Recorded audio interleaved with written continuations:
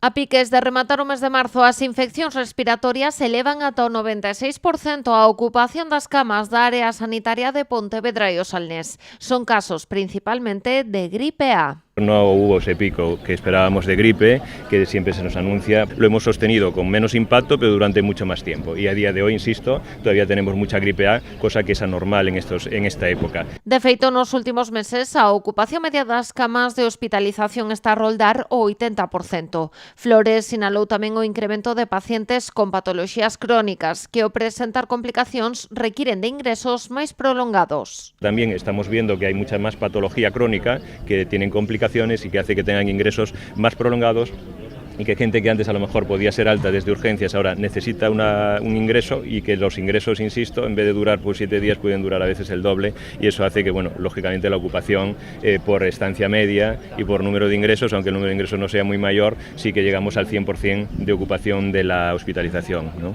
Ante esta situación, a área sanitaria mantén abertas o 100% das camas. Ademais, tomáronse decisións extraordinarias como a apertura do espazo M3 no Hospital Provincial. Tenemos ahora mismo disponibles el 100% de las camas en este momento. Aquí ya sabéis que también tenemos esa limitación infraestructural, que por eso estamos construyendo un nuevo hospital y hace que, bueno, despleguemos pues lo que llamamos aquí M3, que es en este hospital provincial una planta de interna que ponemos a disposición de los pacientes cuando necesitamos mayor capacidad hospitalaria, que este año lleva abierta desde antes de final del año 24 y lo mantenemos de forma sostenida.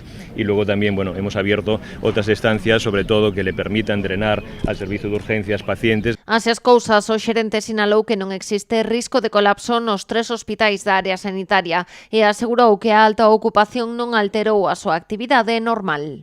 De momento no, mantenemos la actividad quirúrgica plena, tanto lo que es autoconcertación como la actividad ordinaria quirúrgica, igual que consultas y pruebas, y lo que sí derivación de pacientes entendidos como tal, no, siempre defendemos que nosotros somos un área sanitaria, 3 hospitales, y nosotros ingresamos en los 3 hospitales, más el cuarto que es Quirón, en ese convenio que tenemos con ellos, el acuerdo marco, que sí que hay pacientes que están encajados dentro de eso y que se siguen derivando de forma sistemática y convencional, ¿no? José Flores apuntou que esta situación se está a dar en toda Galicia, coa excepción de áreas sanitarias como Ferrol ou Lugo, que se ven favorecidas, dixo, pola dispersión da poboación.